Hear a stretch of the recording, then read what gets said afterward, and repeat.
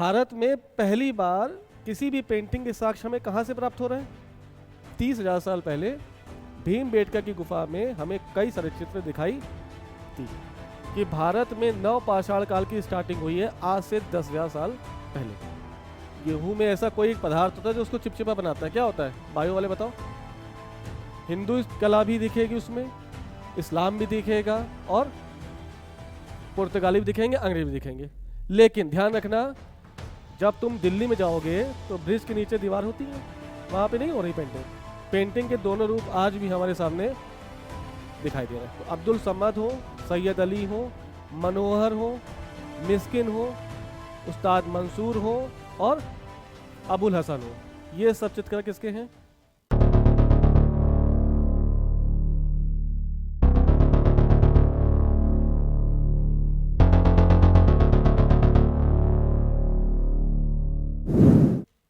आज का टॉपिक हमारा पेंटिंग्स, ठीक है।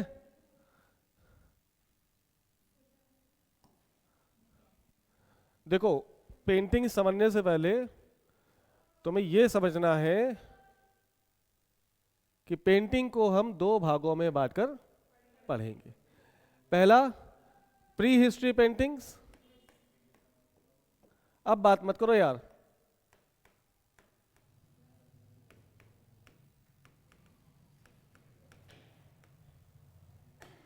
और इसके बाद क्लासिकल पेंटिंग्स।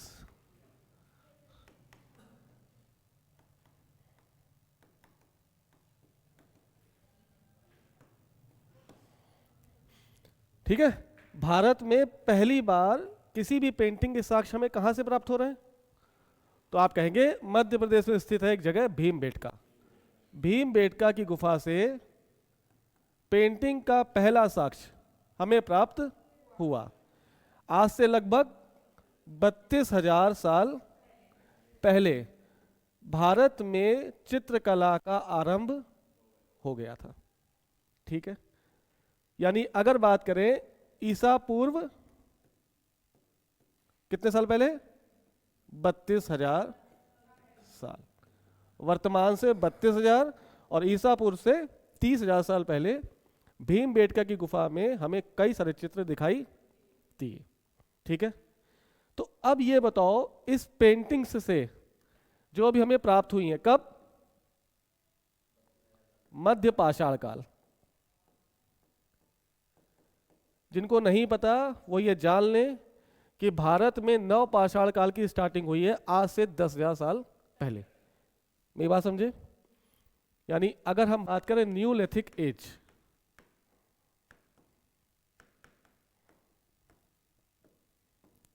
तो वर्तमान से 10,000 साल पूर्व हम नवपाषाण काल में प्रवेश कर गए थे। नवपाषाण काल का मतलब क्या होता है? मतलब कुछ ऐसे डेवलपमेंट हुए होंगे जिसकी वजह से यहाँ के मानव को मध्य पाषाण काल के मानव से अलग किया गया। वो क्या डेवलपमेंट होंगे?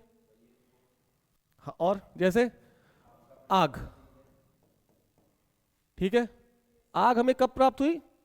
तो मध्य पाषाण काल खत्म होते हो, नवपाषाण काल जब शुरू हुआ तब व्यक्ति आग से परिचित, आग के साथ चाक के पहिए से परिचित हुआ, समझ गए। और यहां से हमें कृषि के साक्ष्य दिखाई दिए। यानी अब जो मानव घुमंतु प्रवृत्ति का था, उस मानव ने अपने जीवन में स्थिरता आ गई। यानी मानव के जीवन में स्थिरता आ गई। मेरी बात समझे?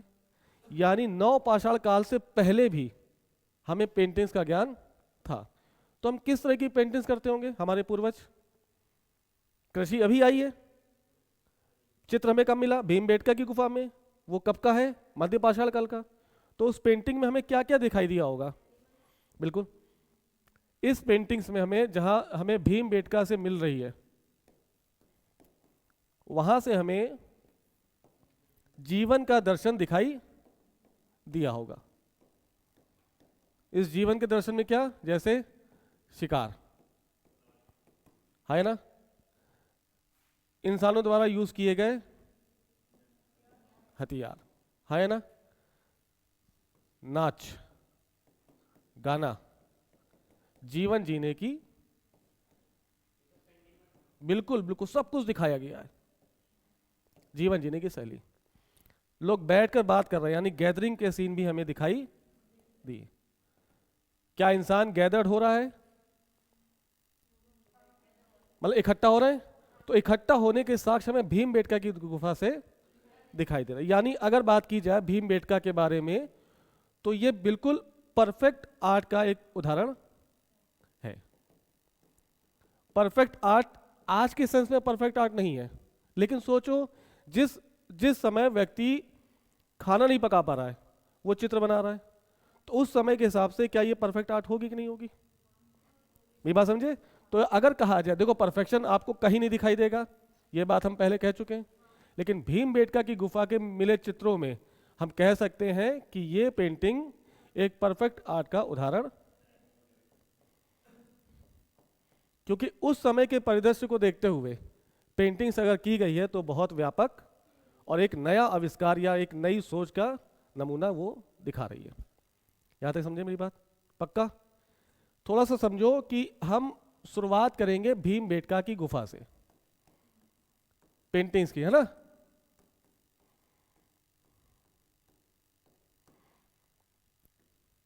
तो चित्र कहां बनने होंगे? गुफाओं में, यानी चित्रों का अंकन हो रहा होगा गुफाओं की दीवारों पर, है ना? मटेरियल क्या यूज किया जा रहा होगा उस समय? क्या तुम्हें क्रेयॉन्स कलर मिल रहे हैं? क्या होगा? पत्थर को तराशा गया? तराश भी नहीं रहा, क्योंकि मध्य पाषाण काल में कहाँ तुम्हें अच्छी कुल्हाड़ी मिलेगी? पत्थर तराशी नहीं गए, पत्थर की दीवारें जैसी उबड़ खाबड़ हैं, इन्हीं पे भरी मिनरल कलर्स का यूज कर कर अपने जीवन वृत्तांत को उकेरने का प्रयास किया गया। तो चित्र कैसा होगा? क्या वास्तव में आज जैसा मानव वैसा चित्र बनाया गया होगा? नहीं। तो तुम्हें यहां की जो स्टाइल है वो कैसे दिखेगी?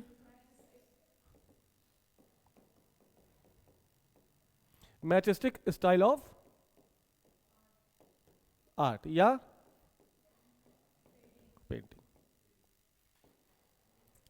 अभी गुफाओं की दीवारों को इवन नहीं किया जा रहा है, मतलब उनको क्या बोलते हैं, हाँ, सपाट नहीं किया जा रहा है। अभी जैसी गुफा मिली, जैसी दीवार मिली, उन्होंने चित्र उकेर दिए। कैसे?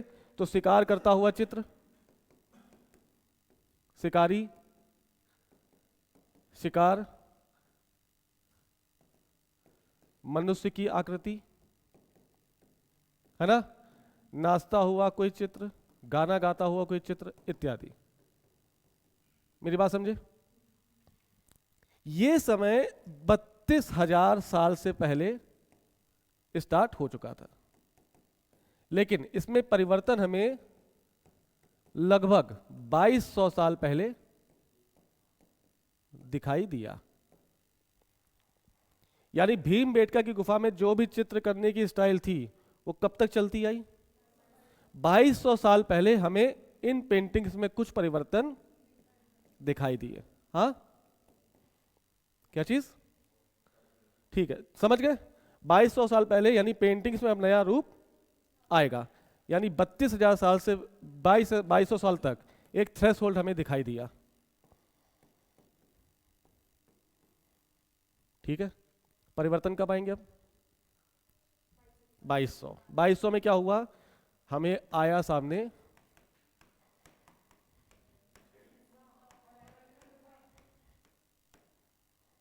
एलोरा केव्स। तो कुछ अंतर है, अंतर होगा ना, तभी तो हम कह रहे हैं। इसी को क्लासिकल एज कहा गया। क्या कहा गया? Classical as of paintings.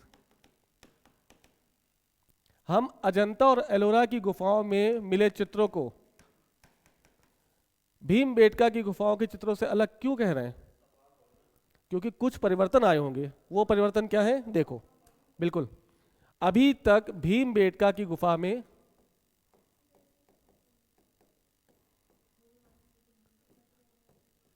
दीवारों को सपाट नहीं किया जा रहा है ना? दीवारों को सपाट नहीं किया गया। जैसी दीवार मिली उसमें पेंट करके या मिनरल कलर यूज करके, कौन से कलर, मिनरल कलर यूज करके कोई ना कोई चित्र उकेरने का प्रयास किया गया। बात समझ रहे हो? ये है भीमबेटका का 32,000 साल पहले का चित्रण। हम आए कहां पर? आज से 2200 साल पहले। अच्छा, यहां पे पेंटिंग हो कैसी रही है? तो आप कहेंगे स्केचिंग हो रहा है।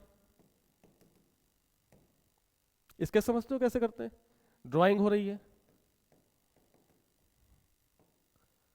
और खुली दीवारों पर, या खुली दीवार कह रहे हैं, या असमतल दीवारों पर काम चल रहा है।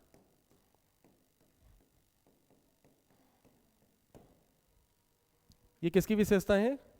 भीमबेटका की। हम धीरे धीरे समय के अनुरूप आगे बढ़ते आए और टाइम आया आज से 2200 साल पहले, यानी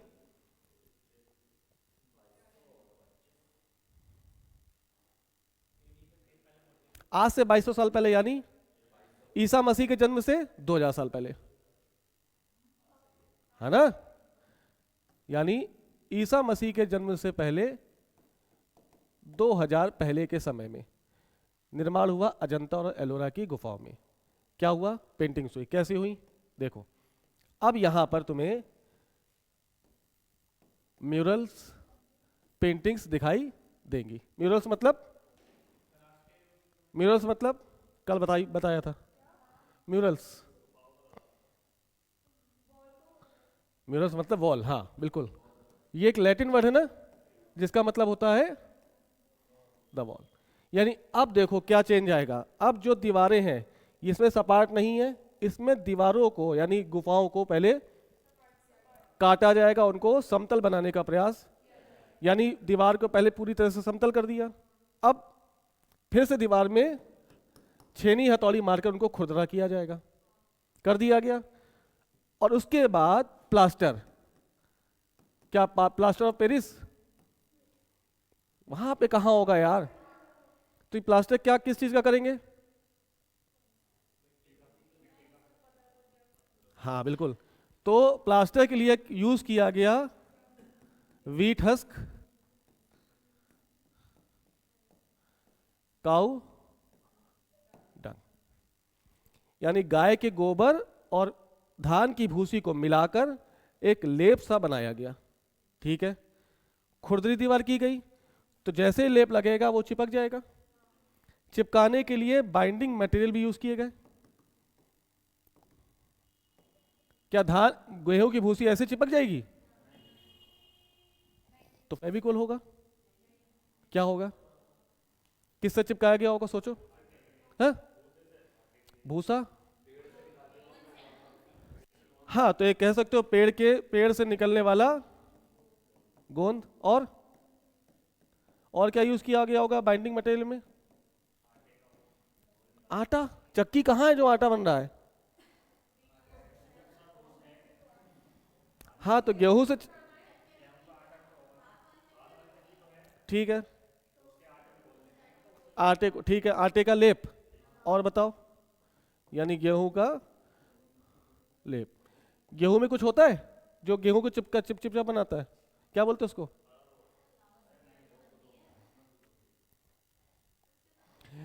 गेहूं के आटे से ही रोटियां क्यों बन रही हैं? गेहूं में ऐसा कोई एक पदार्थ होता है जो उसको चिपचिपा बनाता है, क्या होता है? बायो वाले बताओ। Protein, guillotine. क्या बोलते हैं उसको? ग्लोटिन।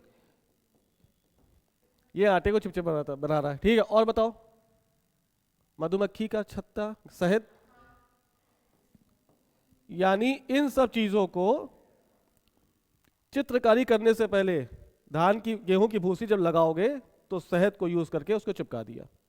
ठीक है, अभी जो प्लास्टर हुआ वह कैसा है? गीला है। गीले प्लास्टर में अगर पेंटिंग की गई तो उसको क्या कहा गया?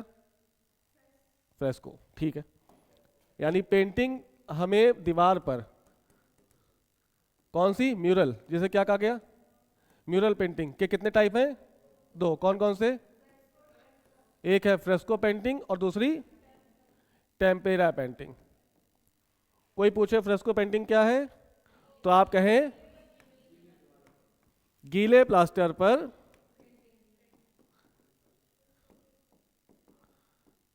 पेंटिंग। टेम्पेरा प्लास्टर जब सूख जाए तो सूखे प्लास्टर पर पेंटिंग। चटक रंग उभर के कहां आएंगे? यहां पर चटक रंग कम दिखाई देंगे, कम, और यहां पर चटक रंग ज्यादा। क्या ये बात रिलेट कर पाए? हम बात कर रहे हैं क्लासिकल एज ऑफ पेंटिंग की, यानी अजंता और एलोरा में जो भी पेंटिंग मिली है वो या तो फ्रेस्को पेंटिंग है या, लेकिन ज्यादा किसका, ज्यादा कौन सा प्रभाव है? Tempera painting. तो अजंता और एलोरा की गुफाओं में तुम्हें पेंटिंग के दोनों टाइप दिखाई देंगे, चाहे वो फ्रेस्को हो और चाहे वो टेम्पेरा हो, लेकिन व्यापकता किसकी है? टेम्पेरा पेंटिंग की। समझ गए? पक्का? थोड़ा सा अजंता केव्स के बारे में हम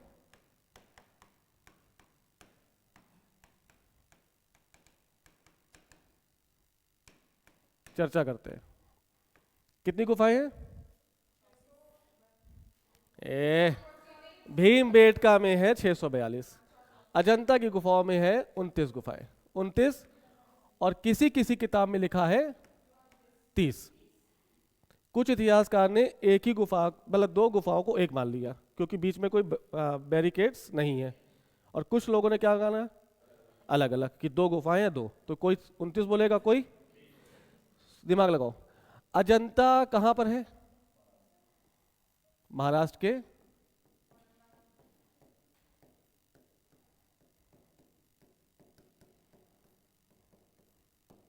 क्या हो गया, कंफ्यूजन है क्या कुछ? महाराष्ट्र के औरंगाबाद में। अजंता की सभी 29 गुफाएं किससे संबंधित हैं? बौद्ध धर्म से। ठीक है, वो एलोरा की है जो 34 बता रहे हो। समझ गए? ये 29 गुफाएं, 29 गुफाओं में जितना भी चित्रांकन किया गया वो किस धर्म से संबंधित है? याद रखोगे? 29 की 29 गुफाओं में जो भी पेंटिंग्स है वो किससे संबंधित है? बुद्धिस्ट पेंटिंग का ही उदाहरण है। तो क्या क्या पेंट किया गया होगा? क्या क्या? तो केव नंबर 1 में, ये याद रखना प्लीज, केव नंबर 1 में आपको पद्म पाणी, वज्रपाणी इत्यादि बोधिसत्व के चित्र मिलेंगे। यानी बुद्ध की मूर्ति के साथ साथ, सॉरी, बुद्ध की पेंटिंग के साथ साथ हमें पद्म पाणी का भी चित्र मिलेगा और वज्रपाणी का चित्र मिलेगा। एक और है क्षितिगर्भ, ये भी क्या है? बोधिसत्व है। तो चाहे पद्म पाणी हो, चाहे वज्रपाणी हो, चाहे क्षितिगर्भ हो, ये सब तीनों क्या है? बोधिसत्व के चित्र आपको कहाँ दिखाई देंगे? अजंता की केव नंबर 1 में। कौन है बोधिसत्व? कल भी ये चर्चा रुक गई थी ना? नहीं, वो भिक्षु हैं। जो भी बौद्ध धर्म का प्रचार प्रसार कर रहे हैं वो तो भिक्षु है या भिक्षुणी है। बोधिसत्व क्या है? अच्छा, व्हाट इज बुद्ध? बुद्ध क्या है?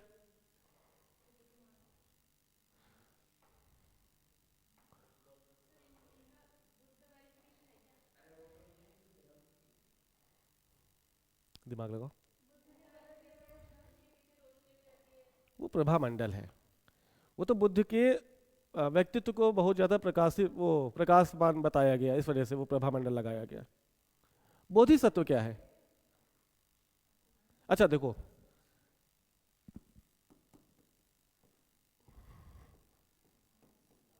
ये कौन है?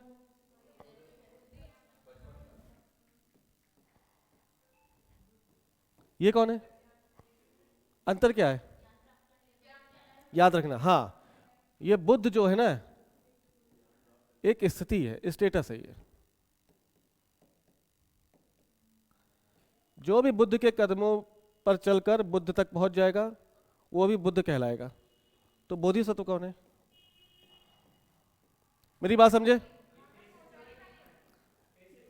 मेरी बात समझ गए?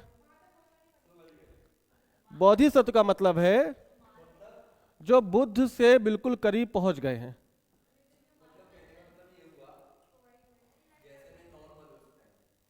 हाँ, तो आप सिद्धार्थ हैं। हाँ, लेकिन आपने ज्ञान प्राप्ति कर ली, हाँ, आपने तपस्या कर ली, आपको ईश्वर से मिलन हो गया, तो आप क्या कहला गए? बुद्ध कहला गए।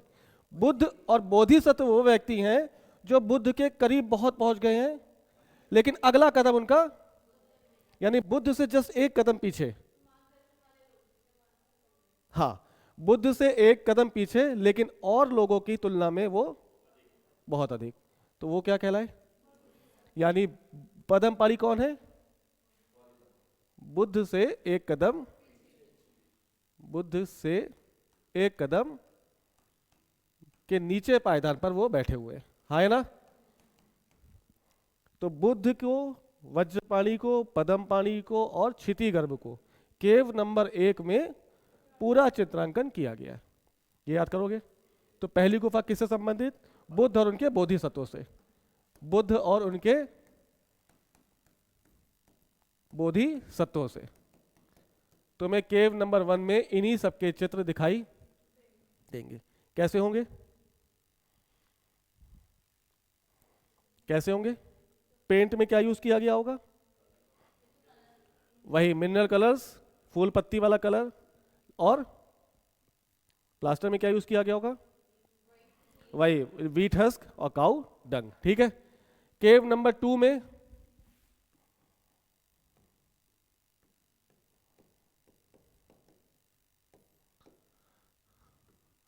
बुद्ध के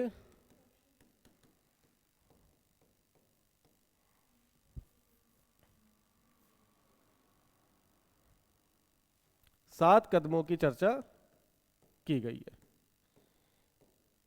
एक कहानी प्रचलित है बुद्ध के साथ कि जैसे ही बुद्ध का जन्म हुआ, ध्यान रखना केव नंबर 2 में किसकी बात की गई है, मतलब ये पूरी कहानी चित्रों के माध्यम से दिखाने का प्रयास किया जा रहा है। क्या कहा गया? जैसे ही बुद्ध का जन्म हुआ। अच्छा, बुद्ध की माता का नाम?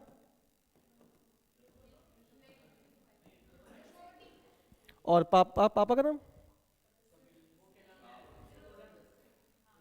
सुधोधन। जैसे ही बुद्ध का जन्म हुआ, बुद्ध ने धरती पर कदम रखते ही 7 कदम चल दिए और 7वें कदम में रुक के कहा कि देखो ये मेरा आखिरी जन्म है, इसके बाद मैं जन्म नहीं लूंगा। मैं जन्म और मरण के चंगुल से मुक्त हो चुका हूं, मुझे इस जन्म में निर्वाण प्राप्त होगा, अतः ये मेरा अंतिम जन्म है। पैदा होते ही बालक ये सब बोल रहा है। तो माइथोलॉजिकल है, संभव है क्या ये? तो क्या है? माइथोलॉजिकल बात है। ये बुद्धिस्ट मानते होंगे कि ऐसा हुआ होगा, है ना? तो 7 कदमों की चर्चा कहां पर? ये 7 कदम किसके? बुद्ध ने जन्म लेते ही 7 कदम चले और 7 कदम के बाद रुक गए और कहा this is the end, I will not take next birth, यही आखिरी है, इसके बाद मुझे निर्वाण प्राप्त होने वाला है और मैं जन्म और मरण के इस जाल से मुक्त हो जाऊंगा। याद रखोगे? पक्का? केव नंबर 6। केव नंबर 6 में बुद्ध की जातक कथाओं का पेंट किया गया है। जातक कथा है मतलब, जातक कथा याद रखना, जातक कथाओं का मतलब है बुद्ध के पूर्व जन्मों की कहानियां या कथाएं। क्योंकि बुद्ध बोल चुके हैं ये मेरा अंतिम जन्म है, तो आने वाले जन्म की कोई चर्चा होगी नहीं, तो किसकी चर्चा करेंगे? तो जातक कथाओं में बुद्ध के पूर्व जन्मों की सभी कहानियों का पेंटिंग के हिसाब से व्याख्या की गई है। याद रखोगे? पक्का? केव नंबर 9 में बुद्ध के जीवन बुद्ध के जीवन जैसे जन्म, गृह त्याग, निर्वाण और महापरिनिर्वाण। हाँ, निर्वाण के बाद धर्म चक्र परिवर्तन और उसके बाद परिनिर्वाण। इन सब चीजों का डिटेल एनालाइज किया गया है बाय पेंटिंग्स। तो अजंता की सभी गुफाएं किस धर्म को संदर्भित है? मेरी बात समझे, ये कब से शुरू हो गया? बिफोर 2200 साल पहले। ठीक है, अभी मिनिएचर्स नहीं आए हैं। अभी किसकी बात हो रही है? We are talking all about the murals painting. हाँ है ना?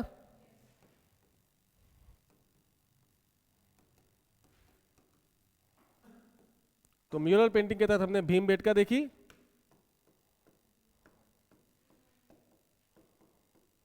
और अजंता एलोरा देखी। जोगीमारा इसी का ही रूप है, कह सकते हो।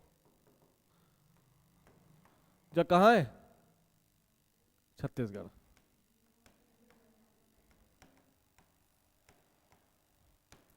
तो जोगीमारा की पेंटिंग भी म्यूरल पेंटिंग है। किस चीज का यूज होगा? मिनरल कलर्स का, और बेढंगी गुफाओं में ही चित्र बनाए जा रहे हैं। क्लासिकल एज किसका ग्रुप? ये अजंता एलोरा किसका है?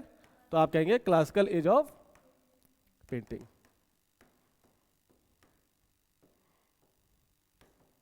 यहां पर बाइंडिंग मटेरियल का यूज किया जाने लगा। कर रहे हैं? बाइंडिंग मटेरियल में क्या क्या यूज कर रहे हैं हम? शहद। हाँ, प्री हिस्ट्री का ही है। भीमबेटका के बाद अजंता क्लासिकल एज ऑफ, हाँ ये 2200 साल पहले की है। ठीक है ना? भीमबेटका को वर्ल्ड हेरिटेज साइट में जोड़ लिया गया है। याद रखना, भीमबेटका को वर्ल्ड हेरिटेज साइट्स का अभिन्न हिस्सा मान लिया गया है। कब? 2003 में। अभी जोगीमारा का नंबर नहीं आया, क्योंकि भीमबेटका सबसे पहला चित्र प्रस्तुत कर रहा है इसलिए उसको वर्ल्ड हेरिटेज साइट में जोड़ा गया। ठीक है, यहां तक बात क्लियर हो रही है?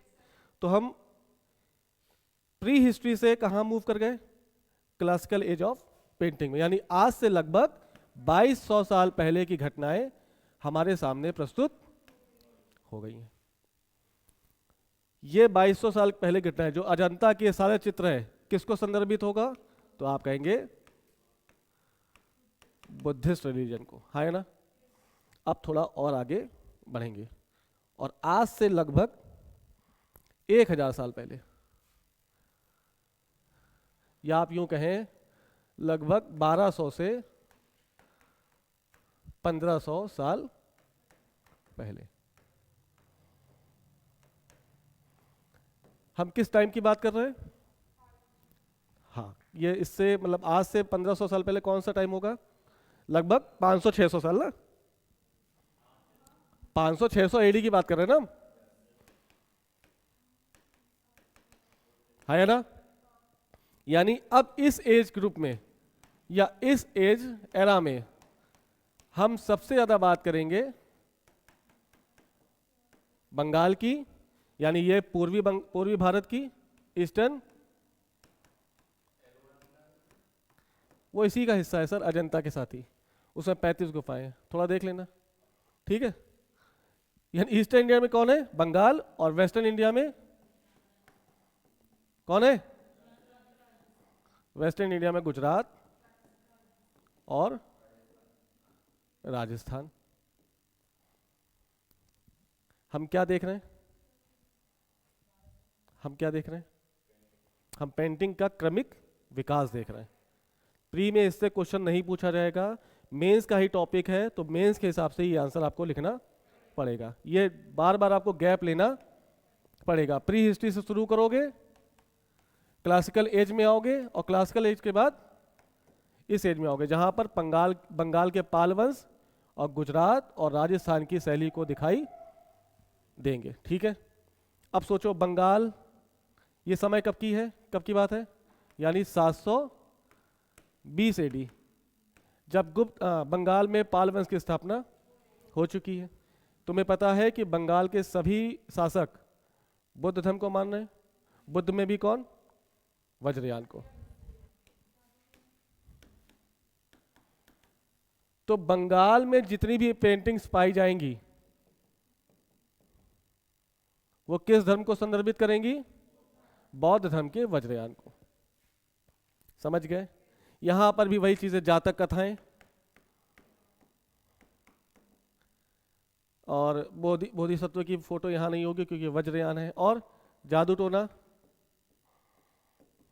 मेरी बात समझे, और कई सारी चीजों का प्रयोग इसमें किया जाएगा। यानी बंगाल की जो शैली है पेंटिंग की, वो किसके ऊपर संदर्भित है, दोनों क्या चल रहे हैं, पैरेलल। वहीं वेस्टर्न इंडिया में आओगे तो तुम्हें दो केंद्र मिलेंगे, कौन कौन से, गुजरात और राजस्थान। तुमको पता है यहां पर जैन सेंटर बना हुआ है, इसलिए यहां से पाई गई सभी चित्रकला या चित्रकारी वो किससे संबंधित होगी, जैन धर्म से। तो दोनों में थोड़ा सा अंतर क्या है, एक तो धर्म अंतर है, दूसरा यहां की पेंटिंग स्टाइल में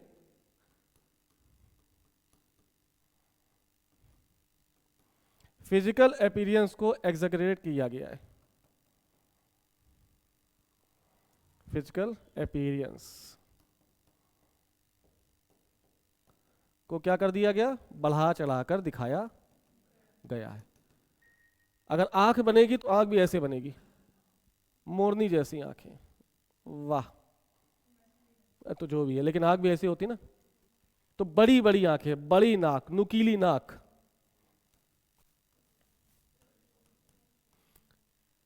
चौड़ा माथा, कजरारे नैन। तो जो भी चीज दिखा गया फिजिकल अपीयरेंस को बहुत बढ़ा चढ़ाकर दिखाने का प्रयास किया गया। ऐश्वर्या राय की आंखें यहीं से ली गई होंगी, है ना, समझ गए। तो जैन का जितनी भी तुम मूर्तियां देखोगे या चित्र देखोगे वो तुम्हें महावीर जैन की लंबी आंखें, नुकीली आंखें दिखाई देंगी। समझ गए। दो चीजें याद रखना, ये कब की बात कर रहे हैं हम, यानी ये तीसरा फेज आ गया पेंटिंग का। अब यहीं से, हाँ, यहीं से हमें पेंटिंग के दो रूप बढ़ते हुए दिखाई देंगे। चली आ रही है कौन सी है पेंटिंग, म्यूरल। और यहां से यानी 1200-1500 साल पहले से हमारे सामने क्या आया,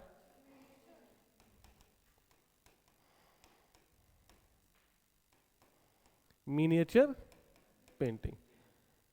यानी बंगाल जो पाल वंश के लोग हैं वो पेंटिंग बना रहे होंगे कैसी, म्यूरल्स भी और मिनिएचर भी।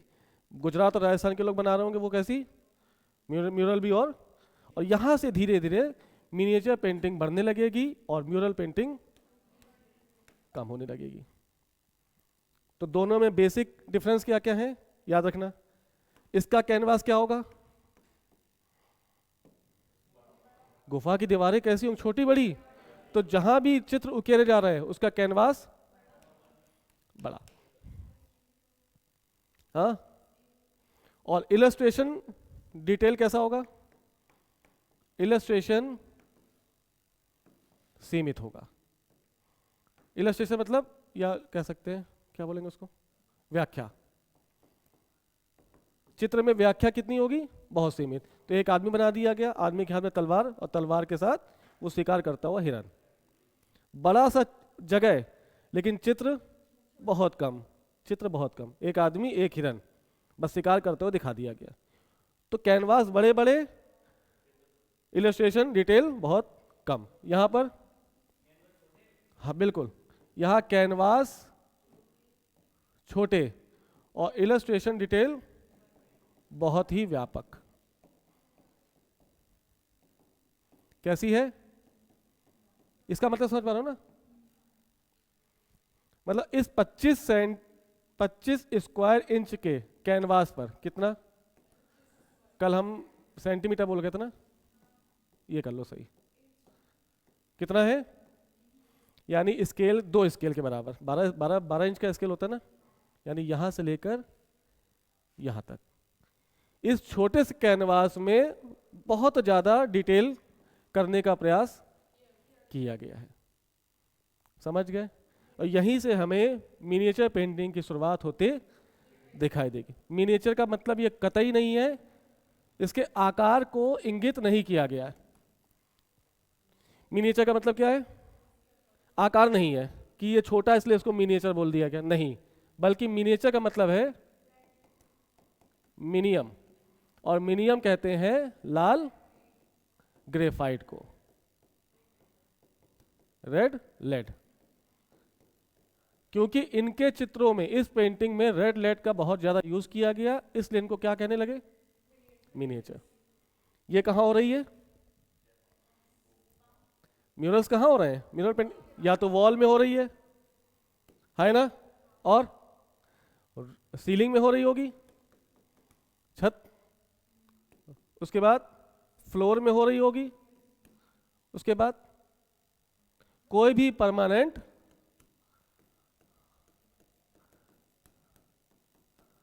सरफेस में जो कि काफी बड़ा हो, वहां पर कोई भी पेंटिंग हो रही है तो that is called mural painting. उसी की जगह जब मिनिएचर पेंटिंग की बात करेंगे तो ये या तो ग्लास में होगी, पेपर में होगी, या कपड़ों में होगी। क्या मिनिएचर फॉर्म में आज तक दिखाई दे रहा है? म्यूरल पेंटिंग्स दिखाई दे रही है? हो रही है यार। जब तुम दिल्ली में जाओगे तो ब्रिज के नीचे दीवार होती है, वहां पे नहीं हो रही पेंटिंग? पेंटिंग के दोनों रूप आज भी हमारे सामने दिखाई दे रहे हैं। आगे बात समझ में? यहां तक पक्का? आगे चले चले? बिल्कुल म्यूरल में आएगी। जो भी बड़ा स्क्रीन है वहां पे पेंट कर रहा हुआ म्यूरल पेंटिंग, क्योंकि परमानेंट सरफेस है ना। देखो किसकी बात कर रहे हैं? तुम्हारे घर की दीवार क्या है? परमानेंट सरफेस है ना, उसमें तुम पेंटिंग कराओगे तो वो म्यूरल पेंटिंग का ही फॉर्म है। लेकिन तुम कैनवास में या इस कागज में अगर पेंटिंग कर रहे हो तो, अगर इसमें पेंटिंग कर रहे हो तो बस खत्म। इसको मोड़ भी दोगे, रख भी दोगे, है ना, याद रखना। अब इसके बाद हम कहाँ आएंगे? मिनिएचर फॉर्म ऑफ पेंटिंग में।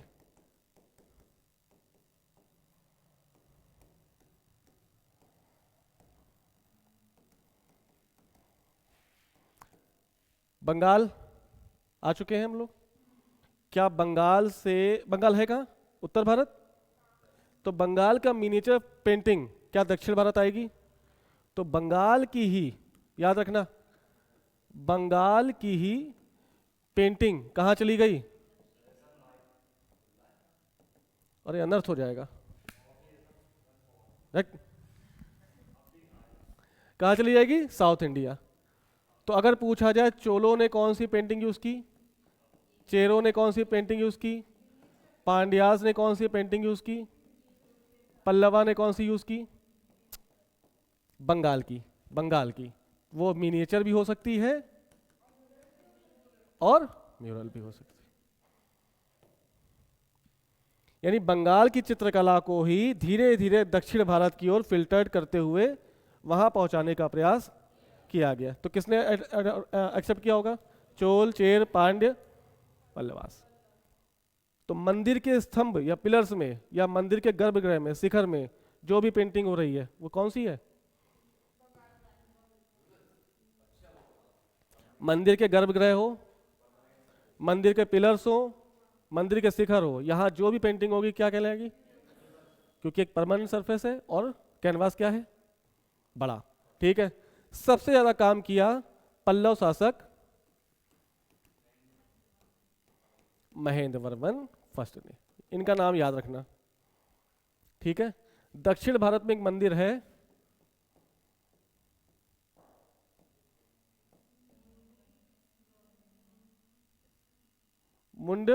मुंडक गप्पा मंदिर, ठीक है। यहां पर महेंद्र वर्मन ने खूब सारी नक्काशी कराई और खुद को कहा कि आई एम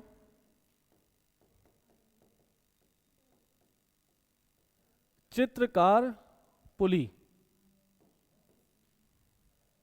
क्या कहा? चित्रकार मतलब, और पुली मतलब, दक्षिण भारत में पुली मतलब टाइगर। तो मैं पेंटर्स का टाइगर हूं, यानी मैं बहुत बड़ा खुद ही पेंटर हूं। पहली उपाधि याद रखना, किसकी है ये? महेंद्र वर्मन फर्स्ट। ये कौन है? पल्लव नरेश हैं। एक मंदिर है, मंदिर में उन्होंने खूब सारी चित्रकारी कराई और कहीं अपना नाम ही लिख दिया। क्या नाम लिखा? इसी महेंद्र वर्मन ने इस मंदिर की दीवार पर खुद को लिखाया, विचित्र विचित्र चित्त। विचित्र चित्त का कौन होता है? जो अलग हो ना, क्यूरियस माइंड। इसने खुद को कहा कि I am very curious minded person. मुझे चित्र देखकर कुलबुलाहट होती है और मैं उसको बनाने का प्रयास। तो चाहे विचित्र चित्त हो, चाहे चित्रकार पुली हो, ये उपाधि किसको मिली है? क्यों मिली है? क्योंकि he was also a good, अच्छे खुद पेंटर थे। इस वजह से इन्होंने विचित्र चित्त और चित्रकार पुली की उपाधि धारण की। महेंद्र वर्मन कौन है? पल्लव। समझ गए? यानी बंगाल की जो कला शैली है, चित्रकला शैली, वो कहाँ चली आई और पूरे भारत में इसका विकास। हाँ, म्यूरल्स भी हुई थी और मिनिएचर भी हुई थी। ठीक है ना? अब कहाँ आ जाए हम लोग? अब पूर्व मध्यकाल की बात हो गई है। पाल वंश कहाँ का है? लगभग पूर्व मध्यकाल। अब आ जाएगा इस्लाम का इन्वेजन। तो क्या इस्लाम चित्रकारी को प्रश्रय देगा? उसमें बैन है। इसलिए दिल्ली सल्तनत में सारी चित्रकारी कहीं नहीं दिखाई देगी। वो मंदिर में देख लेना यार, अब चलने दो। मंदिर स्थापत्य में सब दिखेगा, ठीक है? सब टेम्पल है, वो टेम्पल में चर्चा कर चुके हैं। लेकिन तुम्हें मंदिर के स्थापत्य में जो भी पेंटिंग दिखाई देगी, वो सब किसका एग्जाम्पल होगी? म्यूरल पेंटिंग में। चाहे उसके विमान हो, चाहे जगमोहन हो, चाहे गर्भगृह हो, चाहे कुछ भी हो, अगर पेंटिंग हो रही है तो सब म्यूरल पेंटिंग का ही वो एग्जाम्पल। आगे दिल्ली सल्तनत में 1206 से लेकर 1526 तक क्या हमें कोई चित्रकारी दिखाई देगी? पेंटिंग पूरी तरह से गायब है। गायब होने के पीछे का कारण, क्योंकि दिल्ली सल्तनत के सभी शासक क्या हैं? कुरान को मानने वाले, अपना शासन शरीयत पर चलवा रहे हैं। ऐसे में कुरान में पेंटिंग क्या है? बैन है। तो जब पेंटिंग बैन हो गई तो सुल्तान पेंटिंग को प्रश्रय नहीं देंगे। फिर आया मुगल काल। याद रखना ये सब चीजें।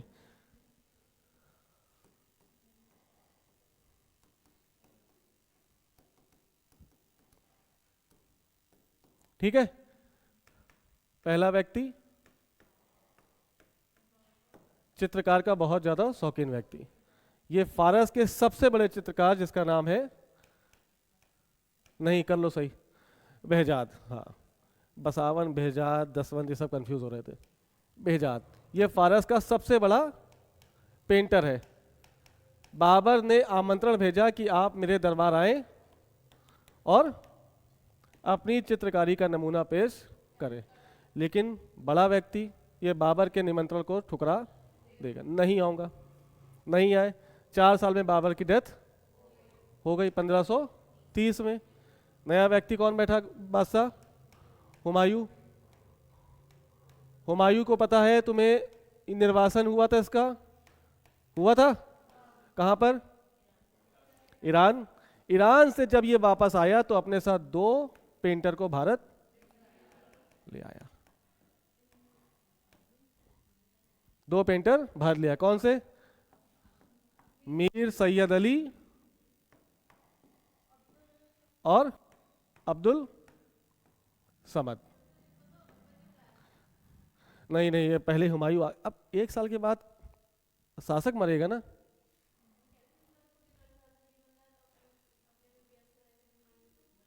जब निर्वासन हुआ तो निर्वासन के बाद भारत कब आया हुमायूं? 55 में, और 1 साल के भीतर उसकी डेथ हो गई। तो राजा मरेगा, पेंटर थोड़े मर जाएंगे। यही आगे चलते रहेंगे अकबर के काल में। बुलवाया किसने? बुलवाया हुमायूं ने, लेकिन ये हुमायूं से मतलब इन दोनों से कोई काम, तो काम कौन कराएगा? इसका आने वाला बेटा। समझ गए? तो याद रखना, मीर सैयद अली और अब्दुल समद, ये दो महान चित्रकार हुमायूं के समय आए और अकबर के काल में इन्होंने काम करना शुरू कर दिया। हाँ, ये बेहजाद के चित्र, बेहजाद के शिष्य। ठीक है, जो अब कहाँ आ गए? भारत। जैसे ही कुछ काम शुरू होता, हुमायूं की डेथ, कौन बना? अकबर। अकबर अकबर ने चित्रकला के लिए एक विभाग खोला। कब? 1560। और आदेश दिया किसको? अब्दुल समद को। अब्दुल समद और मीर सैयद अली को कहा कि आप पूरे दरबार को सजा दीजिए। लेकिन याद रखना, अकबर कैसा व्यक्ति है? बिल्कुल धार्मिक रूप से सहिष्णु है। उसको जो जो अच्छे चित्रकार मिलेंगे उन सबको अपने दरबार में वो, तो चाहे वो हिंदू हो, चाहे मुस्लिम हो, चाहे अंग्रेज हो, चाहे पुर्तगाली हो। समझ गए? ये टाइम किसका है? अकबर का। 1556 से 1600। क्या इसके दरबार में पुर्तगाली आ चुके हैं?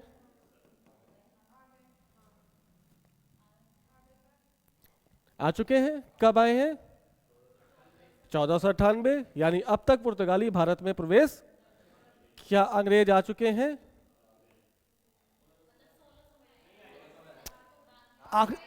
आ तो चुके हैं ना। क्या अकबर हिंदुओं को प्रश्रय दे रहा है अपने दरबार में? तो जब, याद रखना, ये मुगल काल की चित्रकला में तुम्हें वो दिखेगा। क्या दिखेगा? हाँ, मिक्सर दिखेगा, मिक्सिंग ऑफ स्टाइल। हिंदू कला भी दिखेगी उसमें, इस्लाम भी दिखेगा, और पुर्तगाली भी दिखेंगे, अंग्रेजी भी दिखेंगे। लेकिन ध्यान रखना, अकबर, जहांगीर और शाहजहां, कौन कौन? अकबर, उसका बेटा जहांगीर और उसका बेटा,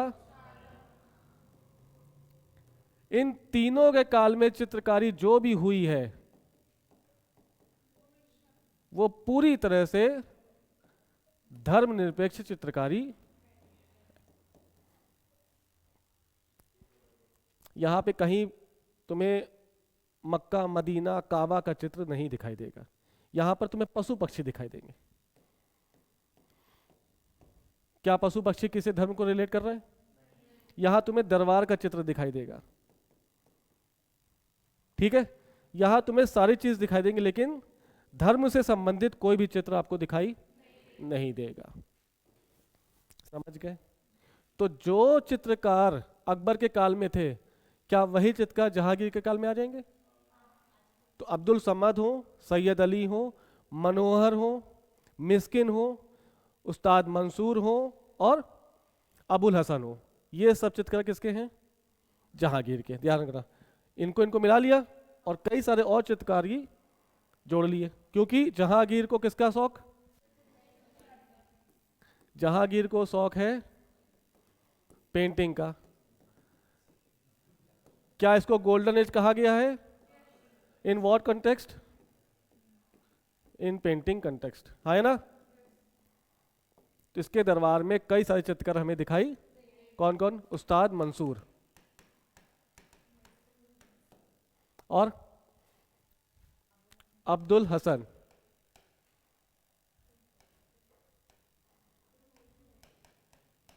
मीर सैयद अली, अब्दुल समद, मनोहर। मनोहर कौन है? हिंदू मुस्लिम। तो जो भी अच्छा चित्रकार है, अकबर और जहांगीर ने उसको प्रश्रय दे दिया। मिस्किन और ना जाने कौन कौन। इन सब में से जहांगीर को सबसे ज्यादा पसंद कौन था? तो आप कहेंगे उस्ताद मंसूर। और उस्ताद मंसूर का एक चित्र, एक पेड़ पर हजार चिड़ियों का चित्र। ये चित्र उस्ताद मंसूर द्वारा बनाया गया सबसे अच्छा चित्र है। ठीक है, तो उस्ताद मंसूर किससे संबंधित है? बिहजाद का संबंध किससे है? बिहजाद बाबर से, लेकिन वो आ नहीं पाया। मीर सैयद अली और अबुल हसन का संबंध किससे है? ये सारी चीज आपको याद रखने पड़ेंगे। खासकर किसका नाम रखोगे ना? और एक ये और एक ये, एक ये। ठीक है, जहांगीर की डेथ होगी तो क्या सारे चित्रकार मर जाएंगे? तो यही चित्रकार उठ के कहाँ जाएंगे? शाहजहां। थोड़ा सा ध्यान रखो, मिनिएचर पेंटिंग का सबसे व्यापक यूज किसने किया? तो आप कहेंगे जहांगीर ने। इस काल के आते आते पेंटिंग कैसी हो गई? बहुत ज़्यादा छोटी हो गई, और उसमें जो है क्या बोलते हैं, डिटेल कैसी हो गई? बहुत ज़्यादा व्यापक हो गई। ठीक है, यहाँ पर दूरी का भी विशेष ध्यान रखा गया। यहाँ पर वैज्ञानिक रूप से चित्रों को ध्यान से बनाया गया। जैसे अगर कोई चिड़िया का चित्र बनाना है और उसको दिखाना है पास, तो कैसे दिखा देंगे? लेकिन जैसे जैसे चिड़िया दूर जाएगी, बहुत है दूर है, तो दूरी का मेजरमेंट तुम्हें जहांगीर की चित्रकारी में दिखाई देगा। ये बात समझे? किससे संबंधित है? पशु पक्षी और कोई भी चीज जो धर्मनिरपेक्ष होगी, इन सब का चित्रों का अंकन किया गया है। ठीक है, जहांगीर ने स्वयं को बहुत भोकाली दिखा दिया। ठीक है, अगर चित्र डाला था, जहांगीर वाला चित्र डाला है, लग नहीं रहा डाले होगे तो।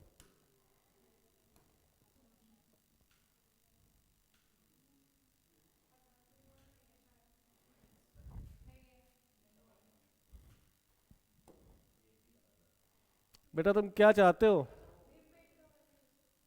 हाँ,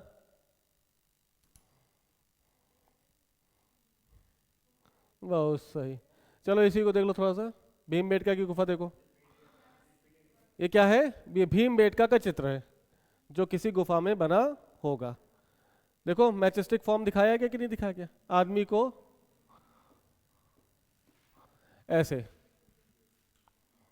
इसमें देखो जानवर भी कैसे दिखा दिया गया, मैचस्टिक फॉर्म में, हाँ है ना? हाँ हाँ हाँ, ये जानवर है, घोड़ा होगा और क्या होगा? ये घोड़ा है, ये हिरन होगा, नहीं ये भी घोड़ा ही है लग रहा है, सभी घोड़े हैं।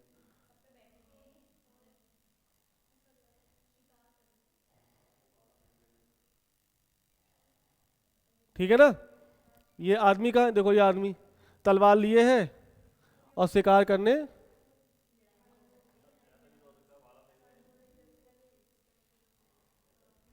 क्या? हाँ भाला ही है, हो सकता है भाला हो। ये देखो ये क्या लेके जा रहा है, अब पता नहीं क्या लेके जा रहा है। ये देखो लकड़ी होगी, हाँ हाँ हाँ, ये मुर्गा है, पंजे दिखा रहा है ना। ये देखो ऊपर क्या कर रहा है ये आदमी, ऊँट। ऊ- बहुत सुंदर, देखो डांसिंग दिख रही, हाँ ये देखो ये शायद डांस करते हुए कोई महिला होगी, सब दिखाया गया। तो ये दर्शन है, जीवन का दर्शन को उकारने का प्रयास प्रयास किया गया है, जो उस समय परफेक्ट आर्ट का उदाहरण मानी जा सकती है। आज देखो तो लगेगा यार कोई कक्षा 2-3 का बच्चा आर्ट बना रहा है, लेकिन उस समय ये अपने आप में बहुत बड़ी बात थी। नहीं, इस समय जो भीमबेटका की गुफा है उनको तराशा नहीं गया है, उनको काट छीट नहीं की गई, ऐसे ही बना दिया गया, कुछ है नहीं। देखो विशेषताएं देखो, क्यों इसको गोल्डन एज कह रहे हैं?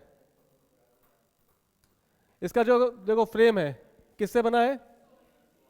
हाँ, कोटिंग किसकी कर दी? सोने की कर दी। देखो जहांगीर का ये पीछे देखो क्या दिखा रहे हैं, प्रभा मंडल। ये भोकाली व्यक्ति है कि नहीं? चाहे भले कुछ हो ना हो, लेकिन हीरो दिखा रहे हैं अपने आप को, अपने पेंटिंग के अंदर पेंटिंग। पेंटिंग के अंदर पेंटिंग। अभी गोल गोल पूरी पृथ्वी बना दी भोकाल दिखाने के लिए कि देखो मैं ही सब कुछ हूं, है ना? ज्यादा ही हाँ वो दिखाया जा रहा है, ठीक है। फिर देखो, ये देखो तीर लगा रहे हैं, पृथ्वी के ऊपर खड़े हैं भाई साहब। एक चीज और देखो, तुम्हें यहां दिखाई देगा, ये देखो यूरोपियन प्रभाव, देखो ये यूरोपियन प्रभाव है। जैसे यक्ष यक्षिणी भारत में, वैसे यहाँ पे एंजल उड़ रहे हैं, दिख रहे हैं? ये तीर लगा रहे हैं निशाना, ठीक है।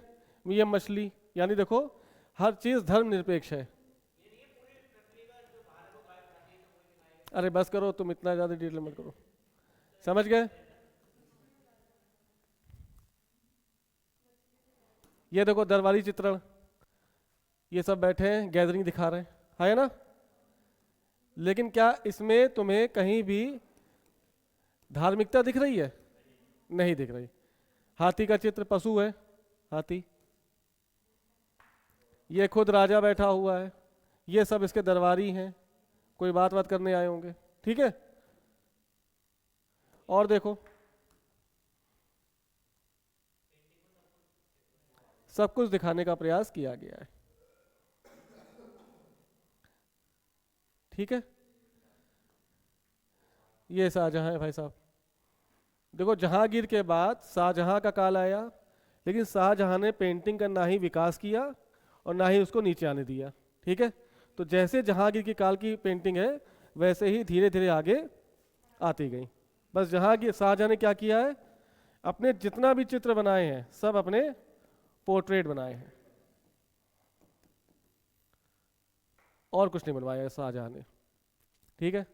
शाहजहां की डेथ हो गई, शाहजहां को जेल में डाल दिया गया है। किसने डाला? औरंगजेब। क्या औरंगजेब ने उसकी बाद में हत्या करवा दी? खुद ही मर गया था, है ना? अब सोचो, राजा मर गया, बादशाह मर गया, तो क्या सभी चित्रकार मर गए होंगे? औरंगजेब ने अपने दरबार में पेंटिंग को बैन कर दिया, तो सभी पेंटर्स क्या हो गए? बेरोजगार। तो दिल्ली में रहकर क्या करेंगे? कुछ नहीं करेंगे, सभी पेंटर भाग गए और क्षेत्रीय राज्यों में क्षेत्रीय कलाओं का विकास कर दिया। तो जो राजपूताना भागे, वहां पे किशनगढ़ शैली का विकास हुआ, बूंदी शैली का विकास हुआ।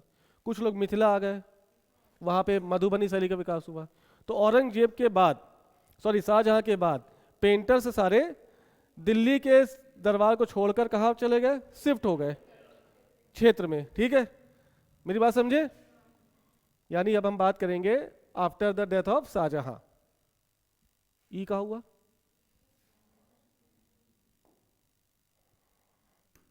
शाहजहां के बाद राजा कौन आया? औरंगजेब। औरंगजेब ने पेंटिंग को प्रश्रय नहीं दिया है, ऐसे में सभी पेंटर्स दिल्ली से दूर चले जाएंगे, है ना? कुछ राजपूत चले गए, मतलब राजस्थान, और वहां पर क्षेत्रीय शैली का विकास कर दिया। कुछ बिहार आ गए, तो यहां पर कुछ शैली का विकास कर दिया। कुछ महाराष्ट्र आ गए, और इसी तरह से क्षेत्रीय शैली का या क्षेत्रीय पेंटिंग का विकास हुआ। क्यों हुआ? अगर औरंगजेब बैन ना करता तो शायद क्षेत्रीय शैली का विकास ना हो पाता। तो राजस्थान की दो शैली याद रखना, पहली किशनगढ़, दूसरी बूंदी, तीसरी मेवाड़। अगर पूछा जाए बूंदी शैली क्या है? चित्रकला की एक शैली। कहां संबंधित है? किशनगढ़ शैली, मेवाड़ शैली। उसी तरह से बिहार में एक मिथिला शैली, मिथिला शैली, इसी को क्या कहते हैं? मधुबनी पेंटिंग्स। महाराष्ट्र में एक और शैली हुई, वर्ली। समझ गए? लास्ट ईयर या लास्ट के लास्ट ईयर ये क्वेश्चन पूछा गया। हाँ, वर्ली जगह भी, इसलिए तो रिलेट कर लोगे। ठीक है, समझ गए? बूंदी जगह। अब सोचो यहाँ के पेंटर्स कैसे चित्र बनाएंगे? धार्मिक, बढ़िया।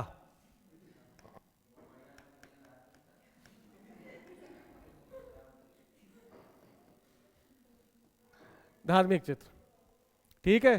तो चाहे किशनगढ़ शैली हो, चाहे बूंदी हो, चाहे मेवाड़ हो, ये सब चित्र में कृष्ण राधा के चित्रों का अंकन बहुत भयानक तरीके से करेंगे। ठीक है, पक्का।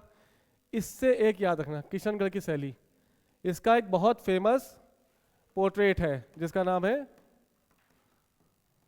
बनी ठनी। याद रखना, बनी ठनी चित्र किससे संबंधित है? इसको इंडियन मोनालिसा की उपमा दी गई है।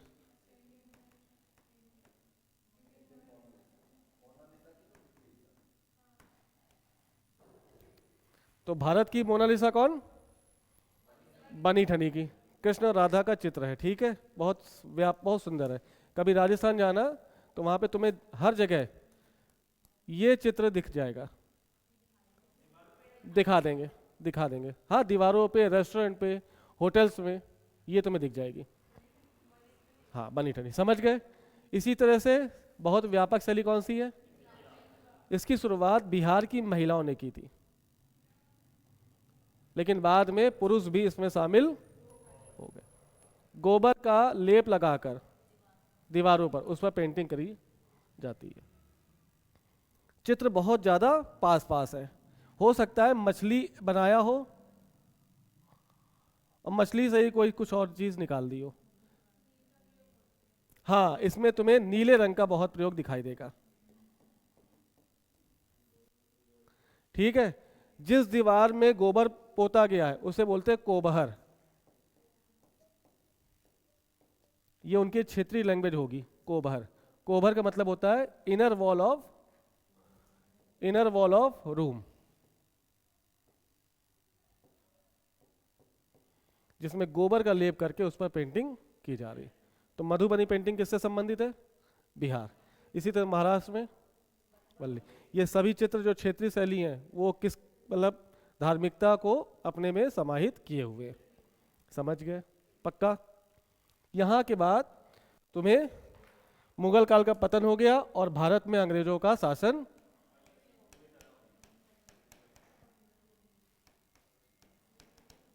कौन सी?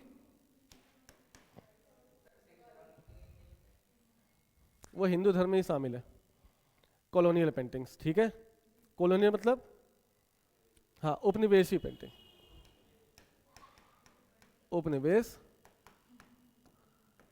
चित्रकला, जिसमें तुम्हें पुर्तगाली का प्रभाव, अंग्रेज, फ्रांस, यानी पूरा यूरोप का प्रभाव दिखाई देगा। अब जैसे जहांगीर ने भोकाली वाले फोटो बनाई है अपनी, यहां आते आते रियल आइडियलिज्म पर काम किया जाने लगेगा। ठीक है, इसका मतलब जैसे हो वैसे, एज सच। अगर किसी व्यक्ति का चित्र पोर्ट्रेट बन रहा है और उसके यहाँ पे तिल है तो तिल भी वहां दिखाएंगे, मसा है तो मसा भी दिखाएंगे, गंजा है तो गंजा दिखाई देंगे, हार में डंडा है तो। मेरी बात समझे? यानी यहाँ पर रियल चीजों को ज्यादा तवज्जो दी गई है। यहां से कह सकते हैं फोटोग्राफी शुरू हो गई। आज भी तो कैमरा, लेकिन पोर्ट्रेट का जो मजा है वो क्या है? क्या क्या? हाँ हाँ, उस समय कोडेक कैमरा नहीं है, कैमरा बाद में बना है 18वीं शताब्दी के लगभग। अभी वॉरेन हेस्टिंग्स अपने पोर्ट्रेट ही बनवाएगा। हाँ हाँ, समझ गए? पक्का? हाँ,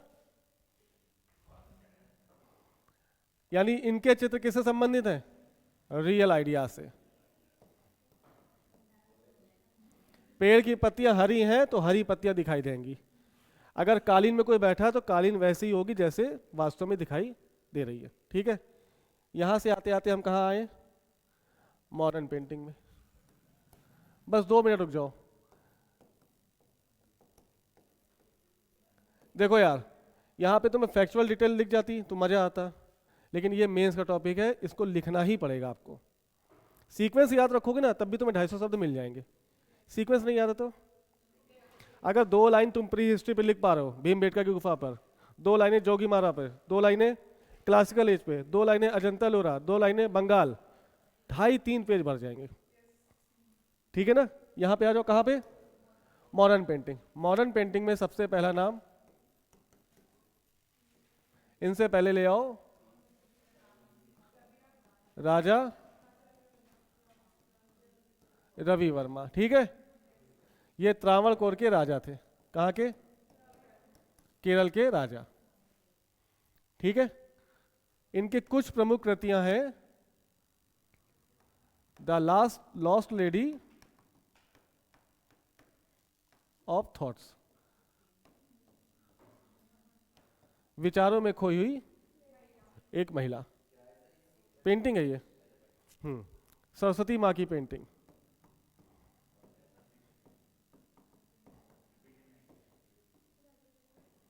पीपीटी में है, दिखाते हैं। अच्छा तुम्हारा, चलो कोई बात नहीं, देखना। ठीक है, राजा रवि वर्मा का जो स्टाइल है, इनका थॉट तो इंडियन है, यानी इनकी पेंटिंग का तरीका क्या है? इंडियन, लेकिन स्टाइल स्टाइल इनका यूरोपियन है। 1905 से पहले तक राजा रवि वर्मा को एक्सेप्ट किया गया भारतीय समाज में, लेकिन 1905 में स्वदेशी आंदोलन की शुरुआत हुई। याद आया? 1905 स्वदेशी आंदोलन। अब पूरा भारत किसको अपना रहा है? स्वदेशी। तो राजा रवि वर्मा को यहां पर एक्सेप्ट नहीं किया जाएगा, रिजेक्ट कर दिया जाएगा। है ना? क्यों? क्योंकि उनका थॉट तो अपना है लेकिन स्टाइल। इस वजह से राजा रवि वर्मा 1905 के बाद भारत की धरती से गायब होते दिखाई दिए। ठीक है, फिर आएंगे राजा रवि वर्मा के बाद एक बड़ा नाम है अमृता शेरगिल। 1913 से 1940। अमृता शेरगिल का जन्म तो भारत में हुआ था, लेकिन ये पली बड़ी कहाँ? हंगरी। ठीक है, इनकी शिक्षा दीक्षा कहाँ हुई? इसलिए इनकी चित्रकारी पर प्रभाव किसका दिखाई देगा?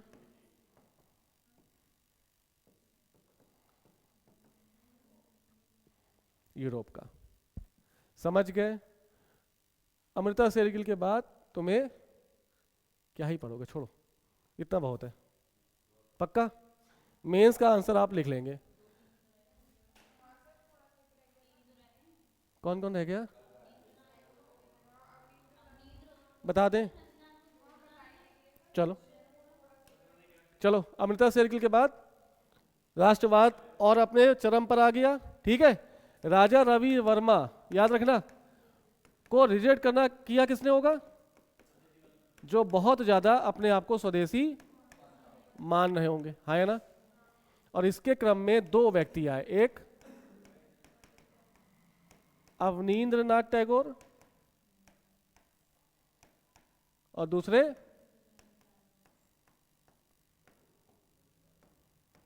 नंदलाल बोस।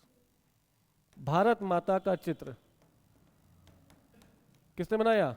अवनींद्रनाथ टैगोर। अब 1905 के बाद भारतीय चित्रकला किसके हाथों में चली गई? इन लोगों के हाथों। ठीक है, फिर एक और है इसी के साथ, बिहार में आएंगे, क्या नाम इनका? कल बताया था, भूल गए, क्या नाम था? बिहार से थे जो। बहुत बढ़िया, नई बात, ज्ञानेंद्र बिहारी बोस। ठीक है, इन्हीं के बाद ज्ञानेंद्र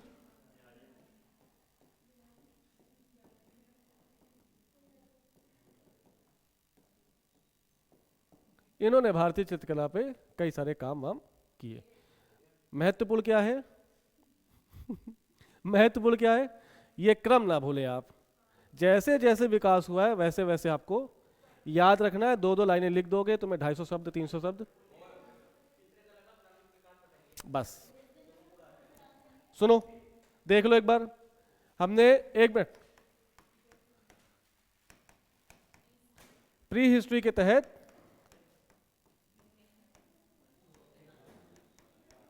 भीमबेटका की गुफा पढ़ ली। इसके बाद हमने क्लासिकल एज ऑफ पेंटिंग्स, जिसमें अजंता और एलोरा के केव्स की बात कर ली। ठीक है, इसके बाद क्या आएगा? Bengal and western painting. ठीक है, यहां से हमें मिनिएचर की शुरुआत होती दिखाई देगी।